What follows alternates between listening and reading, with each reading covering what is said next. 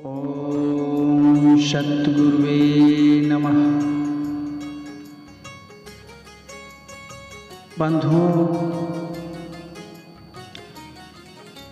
वर्तमान समय में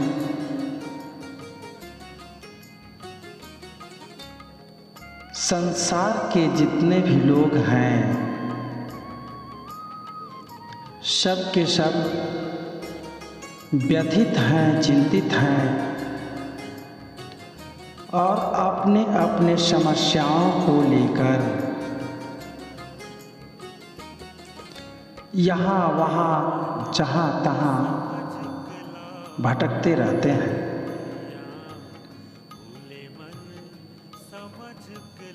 सबके सब लोग सुखी बनना चाहते हैं, निरोगी बनना चाहते हैं और परम शांति को प्राप्त करना चाहते हैं। पर इस जीवन में परम शांति कैसे प्राप्त हो, इस जीवन को कृतार्थ कैसे किया जाए, आनंदमय कैसे किया जाए,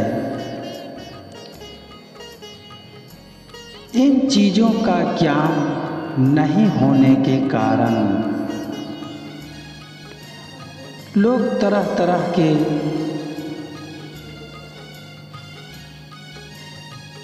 विचारों में उलझकर अपने इस जीवन को बद से बदतर बना रहे हैं।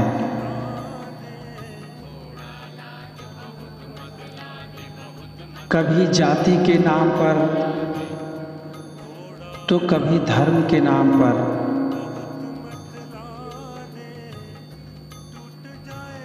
कभी ऊंच अग्री पिछड़ी के नाम पर तो कभी पार्टी पॉलिसी के चक्कर में फंसकर अपने इस मासूम जिंदगी को, निष्कलंकित जिंदगी को व्यर्थ ही गंवा रहे हैं।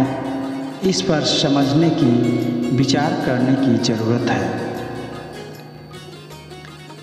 तो बंधुओं, समझने वाली जो सबसे बड़ी बात है, मनुष्य के जीवन में जो सबसे महत्वपूर्ण बात है, वह यही है,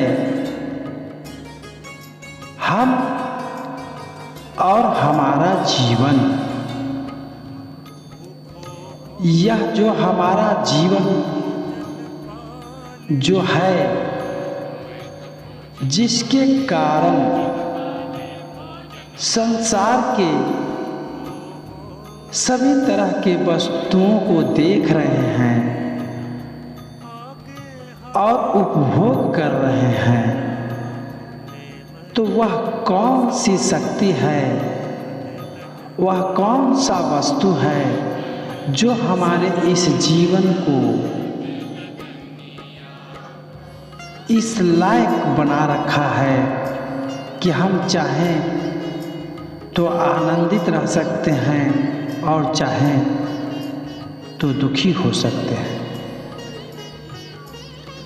तो एक हमारा जीवन जिसमें समझने की ज़रूरत है कि यह मनुष्य जन्म जो मिला है, यह मानव तन जो प्राप्त हुआ है, यह ईश्वर का सबसे बड़ा और सबसे महत्वपूर्ण आशीर्वादों में एक है।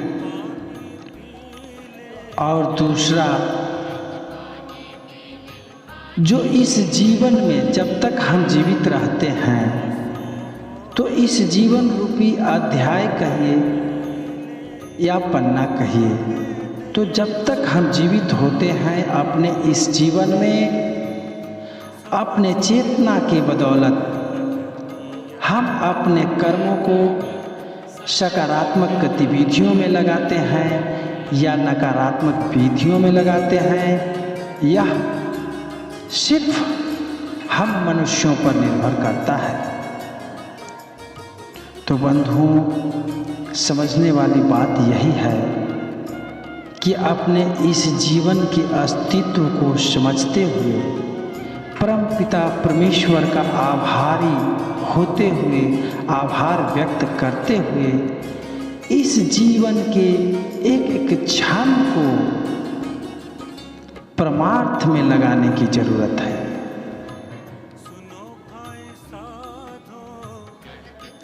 जब हम अपने इस जीवन के एक एक क्षण को दूसरे के लिए लगाते हैं तो सैकड़ों हजारों क्षण जो दूसरों के पास बचा हुआ है वह हमारे हित में, हमारे सुख सुविधा में स्वतः जुड़ जाता है। यही समझने वाली बात है। बंधु, आगे हम यह कहना चाहेंगे कि आज के समय में पूरी दुनिया की मानवता जिस तरह से शर्मसार हो रहे हैं, लोभ, लालच, ईर्ष्या, द्वेष, नफरत, घृणा, ऊंची नीची जात पात के चक्कर में जो फंस करके हम अपने जीवन के अनमोल क्षण को व्यर्थ कमा रहे हैं, इस पर चिंतन और मंथन करने की जरूरत है। आज के लोग चाणक्य नीति पढ़ते हैं। बंधु, चाणक्य नीति से कहीं ज़्यादा कारगर मैं कबीर साहब के इन वचनों को मानता हूँ, जिसमें सतगुरु कबीर साहब ने अपने साखी में कहा है, पोथी पढ़ी पढ़ी जगमुआ, पंडित भया न कोई, ढाई आखर प्रेम का, पढ़े सो पंडित होई। चंद्रगुप्त द्वारा चाणक्य नीति में दूसरों को अपने अधीन बनाने के लिए, दूसरों पे अपनी बातों को मनवाने के लिए साम, दान, दंड और विभेद 4 तरह की बात जो सामने आई है, पर क्या इनसे उन उद्देश्यों की पूर्ति हो पाता है? साम दाम और विभेद का उपभोग करके थोड़े समय के लिए हम किसी को अपनी अधीनता स्वीकार करवा सकते हैं, पर हमेशा के लिए नहीं। पर कबीर साहब ने जो, सतगुरु कबीर साहब ने जो कह दिया, ढाई आखर प्रेम का, पढ़े सो पंडित हो। जो व्यक्ति अपने जीवन में समर्पण को समझ गया, प्रेम को समझ गया, वह इस जीवन रूपी भव सागर से पार हो गया।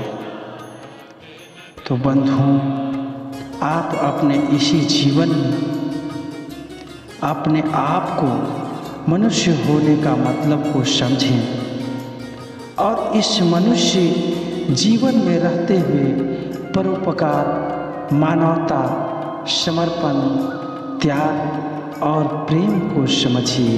आपका जीवन भी आनंदमय हो जाएगा, मंगलमय हो जाएगा, शांतिमय हो जाएगा।